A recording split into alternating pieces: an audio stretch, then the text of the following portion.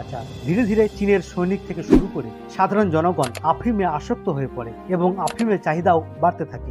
আফিম থেকে ব্রিটিশরা যে লাভ পেত, আবার সেটা ব্যবহার করেই চীনের কাছ থেকে চা কিনতে শুরু করে তারা। সব মিলিয়ে চীনের রাজা এই ব্যাপারে খুবই ক্ষুব্ধ হন। তিনি চীন থেকে সকল ধরনের আফিম নষ্ট করার নির্দেশ দেন। তার আদেশেই ক্যান্টন বন্দরে প্রায় 1.2 মিলিয়ন কেজি আফিম নষ্ট করে ফেলা হয় বা সাগরে ডুবিয়ে দেওয়া হয়। ফলে ব্রিটিশ আফিম ব্যবসায়ীরা বেশ ক্ষুব্ধ হয়। ধীরে ধীরে চীন এবং ব্রিটিশদের সম্পর্ক আরো অবনতির দিকে যেতে শুরু করে। ব্যবসায়ীদের চাপের মুখে 1839 সালের দিকে ব্রিটিশরা চীনের সাথে যুদ্ধ আরম্ভ করে। এটাই প্রথম আফিম যুদ্ধ নামে পরিচিত। 1839 সাল থেকে 1842 পর্যন্ত এই যুদ্ধ চলমান ছিল। আফিমের নেশায় আসক্ত চীনা সেনাবাহিনী ব্রিটিশদের সামনে বলতে গেলে দাঁড়াতেই পারেনি। প্রথম আফিম যুদ্ধে চীনের পরাজয় ঘটে খুব সহজে, যদিও এত সহজে এই ঘটনা ব্যাখ্যা করা খুব মুশকিল। এই যুদ্ধের ঘটনা বেশ জটিল এবং বিতর্কিত। 1842 সালের 29 আগস্ট নানকিং চুক্তির মাধ্যমে প্রথম আফিম যুদ্ধের অবসান ঘটে।